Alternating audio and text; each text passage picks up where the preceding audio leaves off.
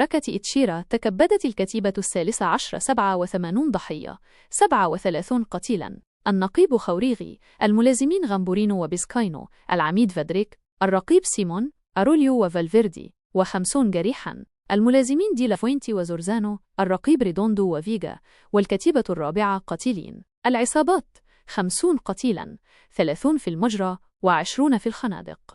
تفاصيل إضافية.